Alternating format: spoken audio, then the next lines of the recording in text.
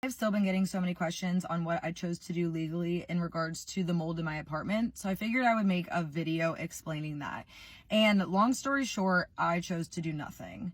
Now, I know that's going to make a lot of people upset, but I kind of want to explain the situation. First of all, the owner and the property management group allowed me to break my lease, paid me back for the month's rent, and gave me back my security deposit. And then the owner paid to have my items refurbished. Secondly, this is seeming to be a much bigger issue and an architectural issue to the building.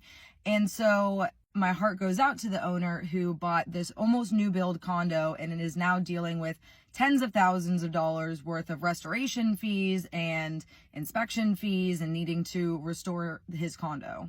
The story would definitely be very different, and I would feel very differently if he was this negligent, big, bad, mean landlord and trapped me in that situation. But unfortunately, everyone in this situation loses. He's out tens of thousands of dollars. The HOA, the HVAC company, the original architects are all being investigated. And so no one wins in this situation.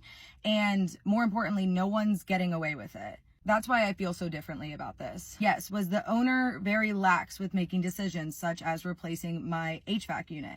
Yes, but now he is also dealing with those repercussions and that decision that he made, which still contributed to the mold. But as far as like one definitive cause for the mold, there isn't that yet. Like I mentioned in my last videos, the antagonist of the story has changed so many different times. First, it was the HVAC unit. Then the HVAC unit tried blaming me. Then it was the water intrusion. Then it was the HOA.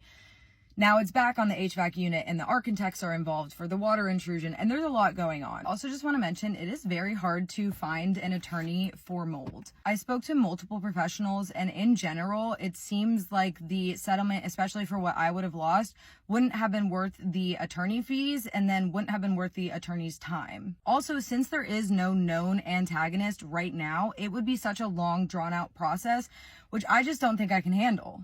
I was so anxious. I was not eating. I could not sleep during the whole mold situation.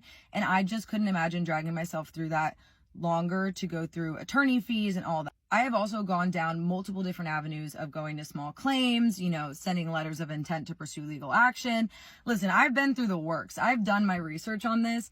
And ultimately, now that I have the majority of my stuff back, I am willing to cut those losses. I'm honestly happy that I was able to just leave and be done with it, because the owner who owns that condo is unfortunately not able to. And so he's dealing with figuring out who's responsible for the mold and potentially pursuing legal action against them. Now, with all this being said, things can still change. This is just my standpoint right now. Obviously, if anything changes, I will let you guys know. I'm still learning more and more about the situation every week, and it's still changing and being investigated every week. And obviously, I'm a big part of said case. In the event that there is something like a class action lawsuit, reel me in on that, please. But I've decided right now it's just not worth my mental health to do that.